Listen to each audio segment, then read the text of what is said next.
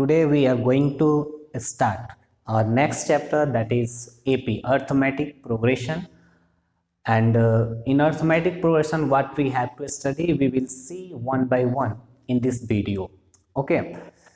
तो सबसे पहले बच्चों हम लोग स्टार्ट कर रहे हैं सीक्वेंस, सीरीज एंड प्रोग्रेशन के साथ कि ये तीनों टर्म्स क्या होते हैं। पहले इन तीनों टर्म्स के बारे में हम लोग क्लियर कंसेप्ट रख लें। बहुत बच्चों को ऐसा लगता है कि तीनों ही टर्म जो हैं सीक्वेंस, सीरीज एंड प्रोग्रेशन, ये तीनों के तीनों ही क्या है कि सेम है, एक ही टर्म है। बट ऐसा नहीं है, कुछ इसमें बेसिक्स डिफरेंसेस हैं कि क्या क्या इसमें डिफरेंस है। सबसे पहले उसको हम लोग देखते हैं, ठीक है। तो देखो यहाँ पर सबसे पहले आता है कि सीक्वेंस क्या होता है। सीक्वेंस, सीरीज एंड प्रोग्रेशन, ये तीनों टर्म्स जो है, इन तीनों टर्म्स में क्या क्या है और क्या क्या हमको पढ़ना है इसके बारे में ये सब देखते हैं। तो सबसे पहला टर्म आता है सीक्वेंस। तो list of numbers arrange in definite order, list of numbers arrange in definite order. एक डिफिनिट ऑर्डर में हम लोग अगर किसी नंबर्स को अरेंज करते हैं तो वह नंबर हमारा जो होता है, ठीक है, वो किसी एक लॉजिकल रूल के अकॉर्डिंग अगर सेट करते हैं, कोई लॉजिकल रूल है, यानी किसी लॉजिकल रूल्स के अकॉर्डिंग अगर हम लोग कुछ नंबर्स को लिखें तो वह नंबर हमारा क्या बनता है, सीक्वेंस कहलाता है। क्या कहलाता है? सीक्वेंस। जैसे कि हम लोग ऐसा कहें, यहाँ पे हमारे पास एक नंबर है, नंबर का लिस्ट है, जैसे नेचुरल नंबर। और हम लोग नेचुरल नंबर लिखें, नेचुरल नंबर्स, तो इसमें क्या आएंगे, जैसे कि 1 2 3 4 5 6, ऐसे करके हम लोग बहुत सारे नेचुरल नंबर्स को लिख सकते हैं, क्योंकि यह एक फिक्स पैटर्न है। इसमें हमको पता है कि हर एक नेचुरल नंबर के बीच का डिफरेंस जो है 1 होता है, ठीक है। दो किसी कंसेक्यूटिव अगर नेचुरल नंबर लेते हैं तो इसके बीच का जो डिफरेंस होगा वो कितना आएगा, 1 आएगा, ठीक है। तो वैसे ही अगर दूसरा नंबर जैसे मान लो हम प्राइम नंबर ले, तो प्राइम नंबर लिख दिए 2 3 5 7 9, सॉरी 9 नहीं 7 11 13, ऐसे करके हम लोग बहुत सारे प्राइम नंबर्स को भी क्या कर सकते हैं, लिख सकते हैं। तो प्राइम नंबर्स हो गया, ये हो गया। इवन नंबर लिख सकते हैं, जैसे 2 4 6 8 10, तो ये इवन नंबर्स। तो ये सब एग्जांपल्स जो है हमारे सीरीज के, सीक्वेंस के हैं, कि सीक्वेंस हो गए। अब सीक्वेंस में क्या है, जैसे अगर आपसे बोला जाए कि 150वां नंबर आप क्या लिखिए, प्राइम नंबर लिख दीजिए, या 15 नंबर यानी 50वां प्राइम नंबर लिखिए। अगर शुरू से हम लोग प्राइम नंबर्स को लिखे 2 3 7 11 13, इस तरह करके 50 तक लिखे, तो हम लोग को लगातार नंबर्स को लिख करके जाना पड़ेगा। उस पूरे नंबर्स को क्या करना पड़ेगा, फाइंड करना पड़ेगा, खोजना पड़ेगा कि हाँ कि कौन सा प्राइम नंबर आएगा। लेकिन यहाँ पे जो है नेक्स्ट, यहाँ पे देखो ये 2 4 6 8 10, ये हमारा इवन नंबर है। तो इसमें हम लोग हर एक सीक्वेंस का, जितना भी यहाँ पर सीक्वेंस दिख रहा है, या फर्स्ट देख लो, सेकंड, थर्ड, इन तीनों सीक्वेंस में हर एक सीक्वेंस का हम लोग, ऐसा नहीं है कि कोई भी नंबर, कोई भी किसी भी नंबर का टर्म जो है उसको हम लोग निकाल सके। अब आया एक नया वर्ड है टर्म। टर्म क्या हुआ, तो इस सीक्वेंस में जो नंबर दिख रहा है 1 2 3 4 5 6, यह सभी क्या कहलाते हैं, टर्म्स कहलाते हैं। क्या कहलाते हैं? टर्म्स। तो इन टर्म्स में अब ऐसे जैसे पूछा जाए कि फिफ्थ टर्म, तो यहाँ फिफ्थ है, तो नेचुरल नंबर का तो हम लोग कोई भी टर्म निकाल सकते हैं, क्योंकि जितने नंबर टर्म बोला जाएगा उतना हम लोग का आंसर हो सकता है। लेकिन अगर बोला जाए कि 6, इस सीरीज का, ये जो हम लोग प्राइम नंबर जो लिखे हैं, इस सीरीज नहीं, सीक्वेंस, इस सीक्वेंस का 15th टर्म निकालिए, 15वां टर्म निकालिए। तो 15th टर्म निकालने के लिए हमको लाइन से इसको लिखते हुए जाना पड़ेगा, ठीक है। तो इस तरह का यह हो गया सीक्वेंस। इसमें कुछ नंबर का जो लिस्ट है, उस नंबर के लिस्ट में हम लोग किसी लिस्ट को हम लोग लिख पाएंगे।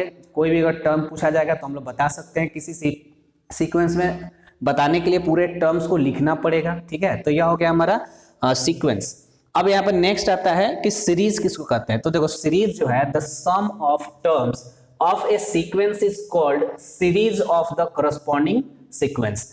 अब यहाँ पर क्या है कि जैसे कि यहाँ पर हम लोग कुछ सीक्वेंस लिखे थे, अगर इन सीक्वेंस को लिख दे, जैसे 1 + 2 1 + 2 + 3 + 4 + 5, तो ऐसे इस सीक्वेंस के टर्म्स जो है, सीक्वेंस का जो टर्म्स है, इन सीक्वेंस के टर्म्स का बीच में अगर हम लोग प्लस का साइन केवल ऐड कर दें, क्या कर दें हम लोग, प्लस साइन ऐड कर दें, तो यह क्या बन जाता है, हमारा सीरीज बन जाता है। जैसे कि द सम ऑफ टर्म्स, ठीक है, टर्म्स ऑफ ए सीक्वेंस, तो यह सब टर्म्स कहलाए। और इन सीक्वेंस के टर्म्स के बीच अगर हम लोग एडिशन का साइन यानी प्लस का साइन अगर हम लोग लिख दें, तो यह हमारा जो बनेगा यह लिस्ट ऑफ नंबर्स, यह क्या बन जाएंगे, हमारे सीरीज बन जाएंगे। यही सीक्वेंस है, केवल सीक्वेंस में अगर हम लोग क्या किए प्लस ऐड कर दिए तो यह सीरीज हो जाते हैं, ठीक है। जैसे कि नेक्स्ट सीरीज, जैसे यहाँ पर 2 है, 2 + 4 + 6 + 8 + 10, अब लाइक दिस हम लोग क्या कर सकते हैं, लिख सकते हैं। तो यह सीक्वेंस हो गया। अब इसमें दो तरह का एक सॉरी ये सीरीज हो गया, सीक्वेंस यहाँ ऊपर था। अब दो तरह का आपका क्या होता है, सीरीज होता है।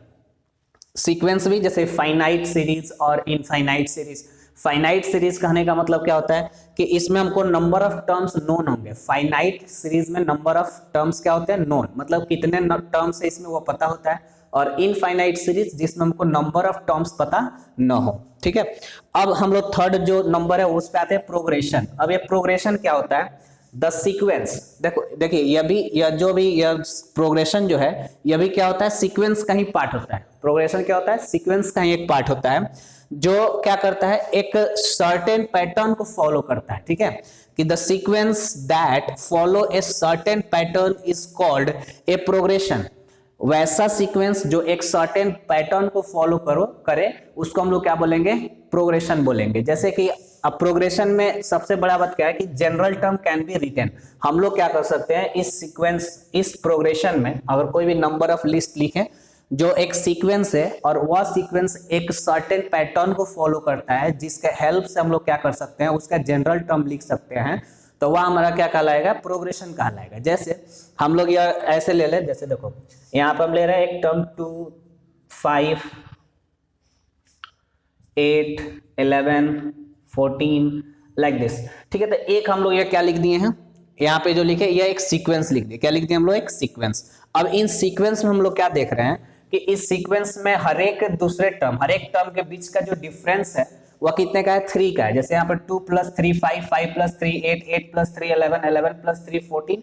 तो यह एक सर्टेन पैटर्न को फॉलो कर रहा है और इस पैटर्न को फॉलो करते हुए इस सीक्वेंस को लिखा गया है। तो इस सीक्वेंस को हम लोग प्रोग्रेशन कह सकते हैं, क्योंकि अगर इस केस में अगर आपसे पूछा जाए कि आप बताइए कि इसमें 16th नंबर टर्म कौन सा होगा या 150 नंबर टर्म कौन सा होगा, तो इसके लिए हम लोग एक जनरल टर्म लिख सकते हैं। कैसे जनरल टर्म लिख सकते हैं, तो देखिए जैसे कि यहाँ पे फर्स्ट टर्म यहाँ पे 2 है, तो इसको लिख सकते हैं 2 प्लस और यहाँ पे टर्म जो है, जैसे कि अगर हम लोग एन जनरल टर्म के बारे में बात करेंगे हम लोग, तो जनरल टर्म इसके लिए लिख सकते हैं हम लोग। कैसे लिख पाएंगे, तो हर एक में 3 ऐड होते हुए जा रहा है, 3 3 3।